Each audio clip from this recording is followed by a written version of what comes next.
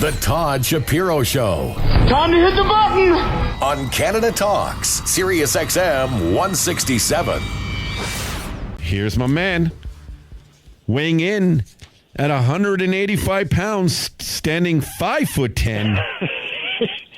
The one and only Lance Lambert. Hi, Lance. Best intro ever. Hashtag. Oh, I brings it. I brings a ruckus, Lance.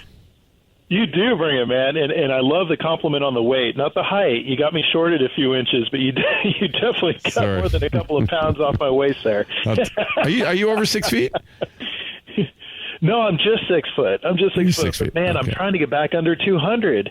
When you travel for a living, it's kind of tough to stick to a diet. Never mind something crazy like a paleo or, Atkins or something. So, but yeah, it's all good. Where are you traveling currently as we speak to you? I am home in Southern California, where I can't even compare to what you guys have been going through or our headquarters, but we've had pretty much nonstop rain for the last few weeks. So it's been a little change down here in weather, but heading to San Francisco later this week on Thursday for ICBC, the International Cannabis Business Convention in downtown San Francisco. So that should be a good show. Looking forward to speaking at that. ICBC? You got it. ICBC. Alex. It's a nice show. It's a little more quaint, definitely B2B. Hey, Lance, we lost you there for a sec. Your phone cut out. You there? Uh-oh. We might have to hang up and call you right back. This never happened with Lance before. You there? Oh, I got you now. All right. No. I'm here. We're going to hang up, call you right back. Hey, can you hear me now? Oh, yeah, I got you. Sorry about that. It's all good. So yeah, definitely, it's a good event. It's just a little more low key. You only be about 1,000 to 1,500 people versus some of the larger scale events. But yeah, it should be a good one. And what's this event for?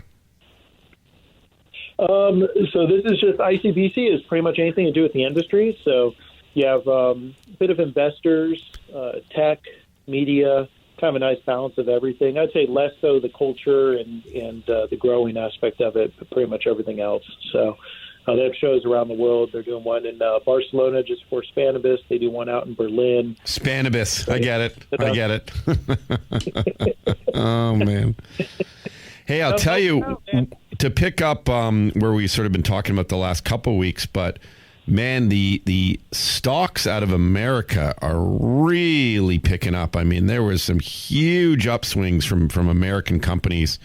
And it just, I judge a lot about the industry on how the stocks are going, and especially the volume of the stocks. And it seems as if people in America are catching on, and they're not afraid to invest and get to know these cannabis companies and start to learn about the amount of money that's projected. And as you say, in literally the tens of, but yeah, the stocks are on fire. Yeah. It definitely, it all ties back to politics. The kind of stuff that we didn't pay much attention to in home ec class back in high school, right? Yeah. It's interesting how, depending on what's happening politically with the climate is definitely a factor to what happens on Wall Street. So, there's a new sheriff in town, so to speak, with obviously Jeff Sessions, I guess technically resigning. I think he was more so pushed out, but with Sessions gone and a new sheriff coming to town who said he's a bit more lenient. He's not stuck in the 80s like Sessions was. So, the fact that he's not necessarily pro-cannabis, but a little more open to the states and their rights, I think that's a factor into what we're seeing as far as stocks finally making that bump and increase in the U.S. It's becoming more and more normalized every month that goes by. Well, and what I wanted to ask you is, when it started to all take off in Canada a couple of years back, and the stocks especially, I remember, for instance, about 4 or 5 years ago, people really started to say, hey, you should look at cannabis stocks, Todd. You should look at, and I'm like, no. And then I went in pretty big a couple of years back, and I started investing, and I was new to investing, as we've talked about. And then, but it became that thing that everyone started to talk about. Like about a year ago, everyone, everywhere you went, a party, a dinner table, my dad, a stripper. No, not a stripper. I'm joking. I don't go to strip. But my bus driver, my grocer. I'll never forget my grocer who helps me with these beautiful fresh tomatoes in this nice Italian neighborhood. He was adamant to buy one company. He knew all about it, and I did, and lost money. But so is that what you're also seeing in your industry now? A lot of people talking about stocks and stock prices and which ones to invest in, because that's to me when it really arrived, when like people you didn't expect to were talking about it. Yeah, 100%. And that's something that you're right. I think Canada, because there's a little less stigma, again, ironically, it seems the further you get away from Hollywood, a bit less of that stereotype and stigma associated with it. Because to your point, I was up there in Niagara Falls for a convention, and the young lady that was helping us, actually, the gal that was, serving us that day, our server, started talking to her. She asked, what I was in town for, all the rest of it. She shared how she was invested in stocks. Here's this 20-something waiting tables that was invested in a couple of very prime LPs. It's something that's finally picking up in the U.S. We're a little behind Canada.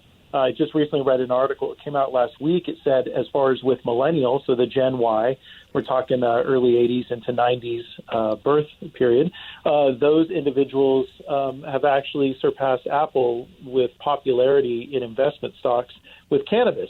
So all of a sudden, they do feel that cannabis is the hip investment, and some of these things that you and I thought were so cool that we should have or could have gotten invested in earlier, we didn't, like Apple or Microsoft or fill in the blank. It's less so, but it makes sense because it's more so. I think the cannabis evolution is kind of their .com evolution for their generation. Whereas again, for you and I, we grew up in the mid late 90s and the early 2000s. We were still young enough when the whole .com thing was obviously growing and then exploding. So it makes sense that it's gaining popularity, and we've definitely turned a new page. I don't know what it is in 2019. Things are just all of a sudden popping off. 2018, I think, was a transition year in North America, but things are coming into fruition this year, and we're noticing that firsthand even in our category of focus. Yeah, bovedainc.com, of course, two-way humidity control packs, keeping that flower fresh and keeping your cigars and guitars fresh as well. The industry inside and out. It's to me the potential. I just keep reading about sort of the potential. But one of the other things that I also read about is not only what's going to happen in America, and we're seeing it play out in Canada, but other countries. Israel, Uruguay. There's so much where at these, a lot of places that could have a lot more outside land growth, kind of like California can have. And do you ever think about how that's going to affect cannabis or companies once I know we talk about how slow they accept it in certain laws, but the actual growth factor alone, how certain climates can be far more superior, especially than they can be in Canada. Do you think that'll take away a lot of market share from a lot of these early starters? I think it will. I mean, it's something that it's not only a factor for the Canadian market, but also, to your point, Todd, for the U.S. market as well. There's only so many places that have an optimal growth environment as far as from an outdoor standpoint. Of course, you can do indoor, what we call light depth, pretty much anywhere. I mean, there isn't a continent from the Arctic to Antarctica that you couldn't, under the right circumstances, grow.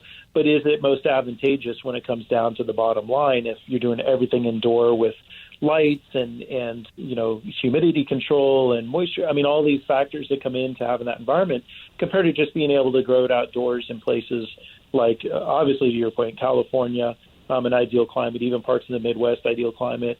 And that's where Canada's been smart. Again, I've come across Canadian investment groups and LPs in South America, in Australia, across Europe. They're definitely keeping their eyes focused on those places closer to the equator.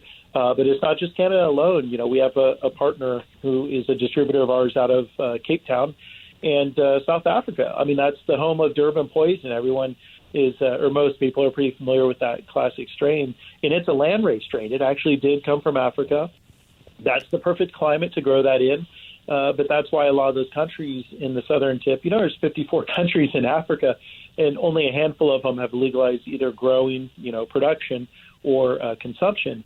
But I see that as the next big movement. I know we recognize things are going on with Asia. We talked about how South Korea all of a sudden launched a medical program out of nowhere, and Thailand's doing the same thing.